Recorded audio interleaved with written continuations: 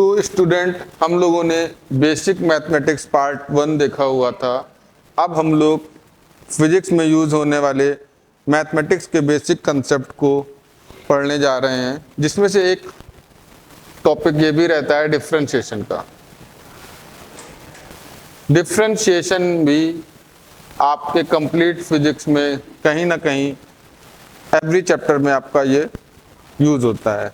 तो कुछ फॉर्मूले हैं, ये y, ये dy/dx।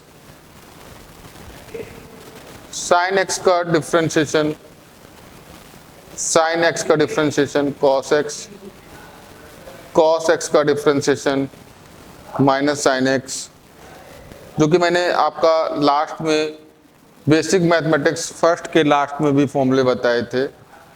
तो आप लोगों का टॉपिक वहीं से स्टार्ट हो रहा है।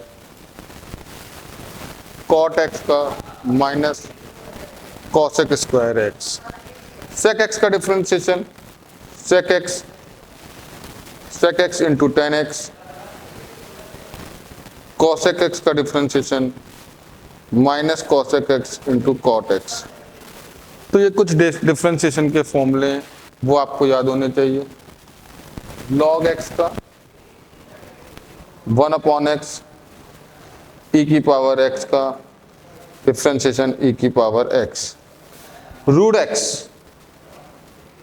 x का डिफरेंशिएशन 1/2 अंडर रूट x। तो ये देखते हैं कि रूट x का डिफरेंशिएशन 1/2 रूट x ये आपका कैसे हो जाता है। कुछ खास इसमें हम लोग को दिमाग नहीं खर्च करना है, इसमें तो हम लोग को बस फॉर्मूले याद करने हैं। देखते हैं रूट x का डिफरेंशिएशन 1/2 रूट x कैसे आता है। y इक्वल टू, सपोज करते हैं आपका x³ का डिफरेंशिएशन है, dy/dx, पावर आपका आगे आ जाना है। पावर को हम लोगों ने उठा के इधर आगे रख दिया, तो 3 एक पावर आप कम कर दीजिए, तो आपका 3x² आपका डिफरेंशिएशन आ गया। करेक्ट है। इसी लॉजिक को अगर हम लोग यूज करते हैं question number first, question number second, y equal to x³ 2x³ plus 7x plus 5, power को आप आगे कर देते हैं, तो dy/dx। अच्छा, एक बात ये भी है कि dy/dx ये क्या होता है, differentiation of y with respect to x, differentiation of y with respect to x, इसको हम लोग differentiation of y with respect to x पढ़ते हैं। तो ये कितना आएगा, पावर आगे आ जानी है, तो 23 नहीं बनेगा, 2 इंटू 3 यानी इट मीन्स 6, एक पावर कम कर दिया 6x², 7x 7, कांस्टेंट का डिफरेंशिएशन 0। अब बात ये आती है कि सर कांस्टेंट तो 7 भी होता है, लेकिन नहीं, ये वेरिएबल के साथ में है, तो इसलिए ये वेरिएबल है, कांस्टेंट नहीं माना जाएगा 7x, तो 7x का 7 आ जाएगा। सिमिलरली अब आपको रूट x का डिफरेंशिएशन देखना है, जो कि हम लोग स्टार्ट करते हैं रूट x के डिफरेंशिएशन के लिए। रूट x का differentiation y equal to root x है, तो dy/dx differentiation of y with respect to x। Root x इसका मतलब क्या होता है, रूट x का पावर हाफ, डिफरेंशिएशन के लिए पावर को आगे लाना होगा, और एक पावर हमको इसमें मतलब -1 कर देना है, जो भी पावर है उसमें -1 कर देना है। 1/2 x का पावर -12, 1/2 x की पावर अपॉन में आएगा तो पावर प्लस में हो जाएगा, यानी प्लस हाफ हो जाएगा, और अभी मैंने बताया था x की पावर हाफ रूट x होता है, तो 1/2 रूट x आपका डिफरेंशिएशन आ जाएगा। तो ये आपको याद रखना है कि रूट x का डिफरेंशिएशन 1/2 रूट x आपका रूट एक्स का डिफरेंशिएशन 1/2 रूट एक्स आता है। इसको रफ करते हैं।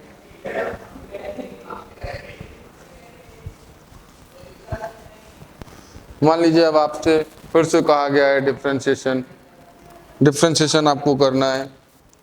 क्या है differentiation? y equal to 7x का power 1/3 plus 5x plus 2 dy/dx। Power आपका जो भी होगा वो आगे आ जाएगा। 7 इंटू 1/3 इट मीन्स 7/3, x का पावर 1/3 माइनस 1, 5x का 5, 9x का 9, 8x का 8, ये आपको मालूम होना चाहिए, प्लस 5। कांस्टेंट का डिफरेंशिएशन 0 होता है। तो ये आपने सिंपल सा आपने डिफरेंशिएशन सॉल्व कर लिया। सेकंड, मान लीजिए आपका y equal to root x plus 10x under root में लिखा हुआ है। ये आपको डिफरेंशिएशन सॉल्व करना है। तो dy/dx, रूट एक्स का डिफरेंशिएशन अभी जस्ट हम लोगों ने देखा, रूट एक्स का differentiation 1/2 under root x. Root 10x है तो मैंने लिख दिया 1/2 अंडर रूट 10x। क्या ये सही है? नहीं। जिस तरह से रूट एक्स का 1/2 रूट एक्स होता है तो रूट 10x का 1/2 अंडर रूट 10x होगा। लेकिन आपको x के प्लेस पर कौन नजर आया? x के प्लेस पर आपको 10x नजर आया। भाई आप देखिए x के प्लेस पर कौन नजर आ रहा है? 10x। तो इसलिए आपने 1/2 अंडर रूट 10x लिख दिया है, लेकिन आपको 10x का अगेन आपको डिफरेंशिएशन करना होगा। 10x का आपको अगेन डिफरेंशिएशन करना होगा। करेक्ट है? तो डिफरेंशिएशन करने के लिए मैंने यहाँ पर डैश अप्लाई कर दिया है। तो आप समझ जाइए डैश का मीनिंग क्या होता है। डैश का meaning differentiation 2 under root 10x और 10x का sec स्क्वायर x। तो ये आपका इस तरह से डिफरेंशिएशन हो जाएगा। इसको चेन रूल भी बोलते हैं। चलिए देखते हैं कुछ इसी लॉजिक पर और भी डिफरेंशिएशन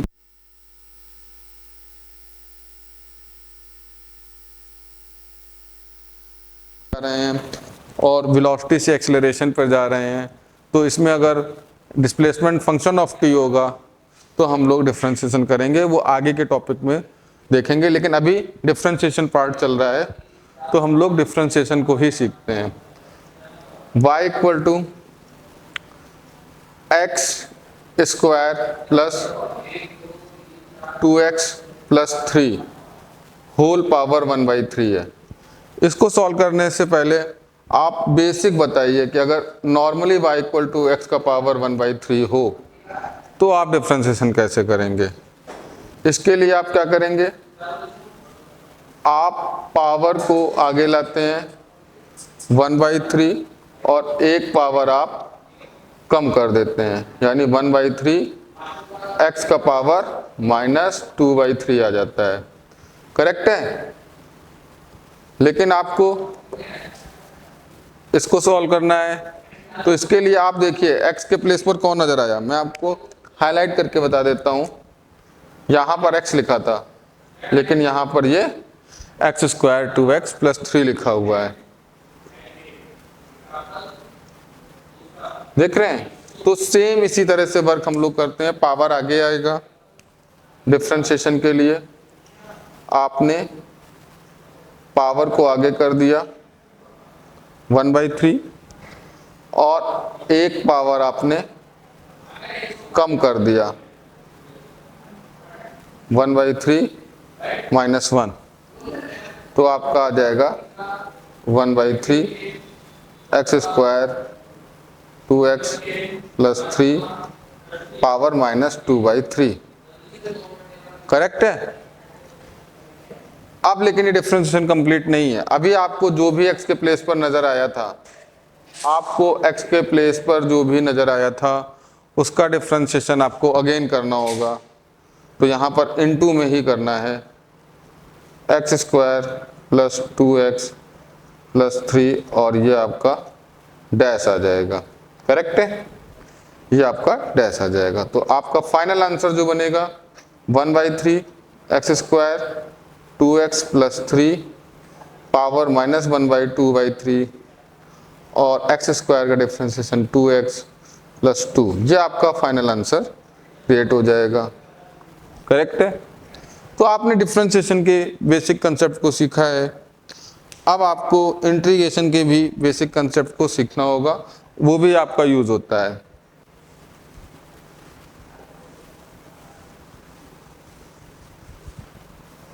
इंटीग्रेशन की तरफ मूव करते हैं। मान लीजिए आपको कहा गया है I इक्वल टू एक्स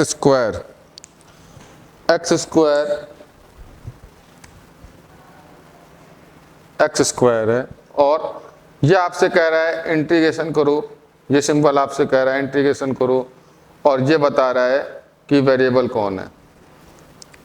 आपको इंटीग्रेशन जो करना होगा वो आपको एक्स स्क्वायर का करना होगा। आप समझिए बात को कि यहाँ पर जो एक्स स्क्वायर है उसका इंटीग्रेशन हो रहा है, ये आपसे कह रहा है कि आप इंटीग्रेशन करिए और ये आपको बता रहा है कि वेरिएबल कौन है। तो I इक्वल टू इंटीग्रेशन में सिंपल सा है, आपको एक पावर इंक्रीज कर देना है, 2 है तो 2 + 1 अपॉन 2 + 1 प्लस सी क्या है, एनी कांस्टेंट, कोई भी कांस्टेंट है सी जो है कोई कांस्टेंट है, तो आपका इंटीग्रेशन x³/3 आ जाएगा। करेक्ट है। चलिए एक क्वेश्चन और भी देखते हैं। इसी में अगर हम लोग लिमिट अप्लाई कर देते हैं, लिमिट अप्लाई कर देते हैं, I इक्वल टू यहाँ A to B है और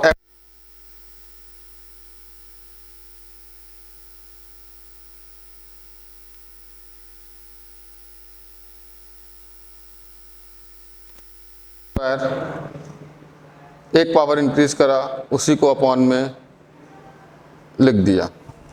अब यहाँ पे कांस्टेंट प्लस सी नहीं लिखेंगे क्योंकि यहाँ पर lower limit a and upper limit b, तो आपका x³/3 पर लिमिट अप्लाई हो रहा है a एंड b। सबसे पहले आप क्या करेंगे, इसमें x के प्लेस पर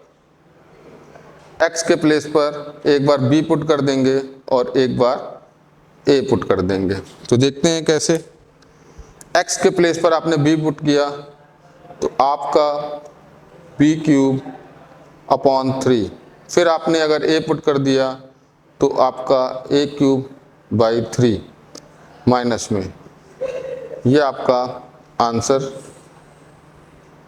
तो आपने बेसिक इंटीग्रेशन को सीखा है। dx नॉर्मली dx लिखा है तो आप x लिख दीजिए प्लस c, नॉर्मली अगर dy लिखा है तो आप y लिख दीजिए, dz लिखा हुआ है तो आप z लिख दीजिए। ये कुछ इंटीग्रेशन के बेसिक पॉइंट्स हैं जो आपको अच्छे से आने चाहिए। इसी में आगे हम लोग कंटिन्यू करते हैं और देखते हैं कि इंटीग्रेशन रफ कर देते हैं।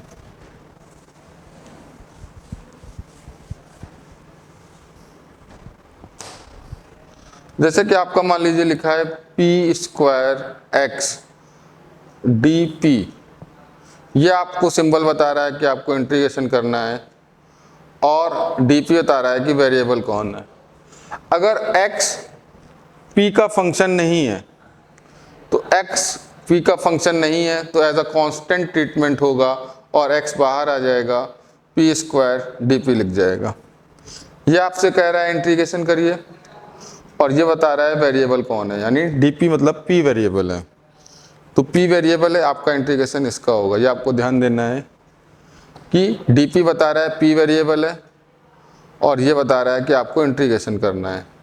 तो आपने p² को यहाँ पर रखा और x को बाहर फेंक दिया। तो अब आपका जो सॉल्विंग होगा फंडा वही रहेगा, एक पावर आपको इंक्रीज कर देना है। तो 2 में एक पावर इंक्रीज करेंगे 2 + 1, इसी को अपॉन में 2 + 1 प्लस सी एनी कांस्टेंट। यहाँ पर लिमिट नहीं है, अगर लिमिट होता तो लिमिट अप्लाई करते, कांस्टेंट नहीं आता। तो ये आपका p³/3 प्लस सी आपका फाइनल आंसर हो जाएगा। इसमें हम लोग कुछ पार्ट अभी ग्राफ का भी रह गया है, उसको भी इसी पर देख लेते हैं। हम लोगों ने आज अभी डिफरेंशिएशन इंटीग्रेशन को कवर किया, और अब हम लोग वापस कुछ पार्ट ग्राफ का देख लेते हैं। आपको ग्राफ ड्रॉ करना है y = x या फिर y = 1/x, ये दो ग्राफ ड्रॉ करने हैं। ये x है, ये y है। पहला ग्राफ आपका जो है फर्स्ट ग्राफ y = x का ग्राफ है। आप इनपुट में क्या क्या वैल्यू ले सकते हैं, ये आउटपुट है। इनपुट में आप वैल्यू 0, 1, 2, 3 या फिर नेगेटिव वैल्यू -1, -2, -3, ये आपने इनपुट में वैल्यू ले लिया है। आपने x की जगह 0 लिखा तो y की वैल्यू भी 0 आ गई, x की जगह 1 लिखा y की वैल्यू 1, x की जगह 2 y की वैल्यू 2, x की वैल्यू 3 y की वैल्यू 3। सिमिलरली आपका y का वैल्यू आ गया। पॉइंट x, y होता है, क्या पॉइंट आपको मिले 0, 0, 1, 1, 2, 2, 3, 3, -1, -1, ये पॉइंट्स आपको मिल गए हैं। आप अगर इन पॉइंट्स को मैच कराएंगे तो आपको ग्राफ के बारे में आइडिया हो जाएगा। 0, 0, 0, 0, ये 1, 2, 3, 4, 1, -1, -2, -3, -4, 1, 2, 3, 4, 1, 1, 2, 2, 3, 3। इस तरह से आपने देखा -1, -1, -2, -2, ये आपका ग्राफ आ रहा है, x axis, y axis. y = x का ग्राफ एक स्ट्रेट लाइन होगा जो कि ओरिजिन से पास कर रहा है। ग्राफ देखते हैं अब हम लोग सेकेंड, y = 1/x। ग्राफ हम लोगों ने देखा y = 1/x।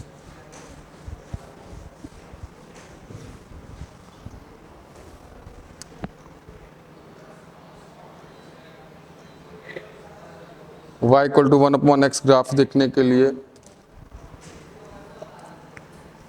सेकेंड ग्राफ आपका होगा y = 1/x। ये ग्राफ फंडा वही है, इनपुट में वैल्यू कुछ लेनी है x की, और आपने x की जगह 0 पुट किया तो y के प्लेस पर इनफाइनाइट 1 पुट किया x के प्लेस पर, तो आपका y का वैल्यू भी 1 आ जाएगा। x के प्लेस पर 2 पुट करिए तो y का वैल्यू देखिए कितना आ रहा है, y आपको फाइंड आउट हो रहा है कितना, x की वैल्यू 2 लेने पर y 1/2, x 3 लेने पर y 1/3। चलिए ग्राफ ड्रॉ करते हैं। 1 पर x का वैल्यू 1 पर y 1 आ गया, पॉइंट 1, 1 आया। x का वैल्यू 2 लेने पर y 1/2, हाइट जो है 1/2 यानी हाइट जो है कम हो गया। वैल्यू अगर 3 लिया तो y का मीनिंग हाइट, तो x की वैल्यू 3 लेने पर y की वैल्यू 1/3 यानी हाइट और कम हो जाएगा। इस तरह से वैल्यू कम होती चली जाएगी। अब आपने वैल्यू लेना है 0 और 1 के बीच में कुछ वैल्यू हम लोग लेकर देखते हैं। आपने वैल्यू ले लिया 1/2, x के प्लेस पर 1/2 तो y का वैल्यू 2, 1/3 x के प्लेस पर 1/3 तो y का वैल्यू 3। तो देखते हैं यहाँ पर 1/2 पर वैल्यू आपको हाइट जो है आपको 2 मिल रहा है, 1/3 वैल्यू ले लिया आपने तो हाइट और ज़्यादा इंक्रीज हो जाएगा 3 आ जाएगा। इन पॉइंट्स को हमने मैच करा दिया तो ये आपका ग्राफ ड्रॉ हो गया।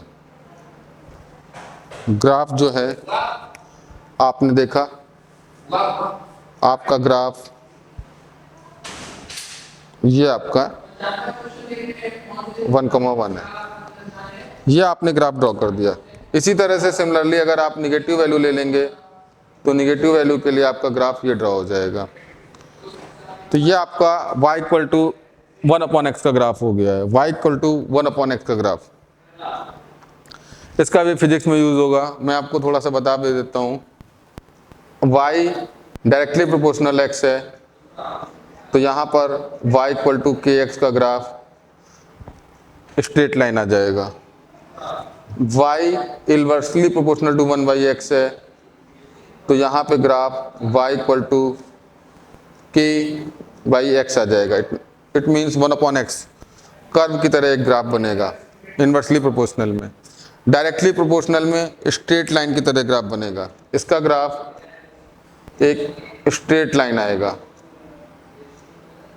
इसका ग्राफ एक स्ट्रेट लाइन आएगा, इसमें ग्राफ एक कर्व आएगा। अगर x एक्सिस यानी x और y का पॉजिटिव वैल्यू लेंगे तो कर्व आपको मिलेगा। तो ये ग्राफ का भी मैंने खुद आपको आइडिया दे दिया है। यहाँ पर फिजिक्स में आपका y equal to mx plus C, इसका भी काफ़ी ज़्यादा यूज होता है। y equal to mx plus C, ये x एक्सिस है, ये आपका y एक्सिस है। अब बात आती है y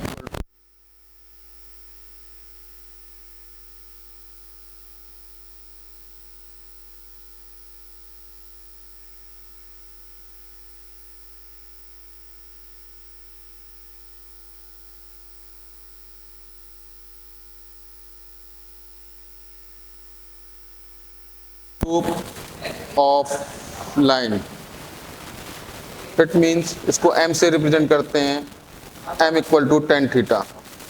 c क्या है?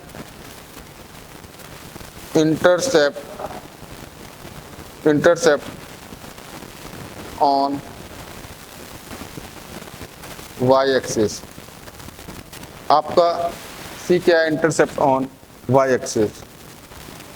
तो ये जो है ये आपका c हो जाएगा। और इसमें बात ध्यान देने वाली बात यह है कि tan थीटा जो है x एक्सिस की पॉजिटिव डायरेक्शन और लाइन, इनके बीच का जो एंगल होगा वो थीटा होगा। आप ध्यान रखिएगा, लाइन और x एक्सिस के बीच के पॉजिटिव x एक्सिस और लाइन के बीच का जो एंगल होगा वो आपका थीटा होगा। तो आपको y equal to mx plus C के बारे में भी आइडिया होना चाहिए। अब आपने लाइन अगर ये ड्रॉ कर दिया तो आपका c जो है इंटरसेप्ट ऑन y एक्सिस पर जो ये लेंथ आएगा वो c होगा। आप देखिए y इक्वल टू kx है, तो हो ना हो अगर आप y equal to mx plus C से अगर कंपेयर करा रहे हैं तो c की वैल्यू 0 हो रही है। c की वैल्यू 0 हो रही है तभी ये लाइन ओरिजिन से पास कर रही है। तो ये बेसिक कंसेप्ट है मैथमेटिक्स के, वो आपको आने चाहिए, तभी आप जो है फिजिक्स में इनको अप्लाई कर पाएंगे और अपना क्वेश्चन सही कर पाएंगे। मैं ये भी बताना चाहता हूँ, कुछ स्टूडेंट्स ने मेरे वेक्टर 1 और वेक्टर 2 दो वीडियो को मैंने अभी बनाया हुआ था। वेक्टर 1 वेक्टर 2 फिजिक्स में जो चैप्टर है वेक्टर से, टॉपिक था वेक्टर। लेकिन जिन्होंने डायरेक्ट हमारा सेकंड वीडियो देखा वेक्टर का, उनको काफ़ी ज़्यादा प्रॉब्लम आया। तो आपसे रिक्वेस्ट है, अगर आप वेक्टर 2 डायरेक्ट देख रहे हैं तो आपको कम समझ में आएगा। आप वेक्टर 1 को पहले देखिए, मतलब मैंने दो पार्ट में डिवाइड कर दिया था, जैसे कि बेसिक मैथमेटिक्स 2, इसी तरह से बेसिक मैथमेटिक्स 1 का भी एक वीडियो है। तो आप अगर वेक्टर को पढ़ रहे हैं तो वेक्टर पार्ट 1 को पहले देखिए, फिर इसके बाद वेक्टर पार्ट 2 को देखिए। तो और ऐसा हो ही नहीं सकता है कि अगर आपने वेक्टर 1 पार्ट देखा हो और आपको वेक्टर 2 पार्ट समझ में ना आए। तो मेरा ये आपसे रिक्वेस्ट है, आप अगर फिजिक्स को पढ़ना स्टार्ट कर रहे हैं जे या नीट लेवल पे, तो आपको बेसिक मैथमेटिक्स का first part, second part, vector 1, vector 2, इस तरह के ये 4 वीडियो जो हैं ये आपको बहुत अच्छे तरीके से आने चाहिए, तभी आपको कंप्लीट फिजिक्स में कहीं पर कोई प्रॉब्लम नहीं आएगी। और आप लोग अपनी अच्छी तैयारी करिए, मैं ऐसी शुभकामना करता हूँ और मुझे पूरा विश्वास है कि आप लोगों को इस वीडियो से काफ़ी ज़्यादा हेल्प मिलेगा।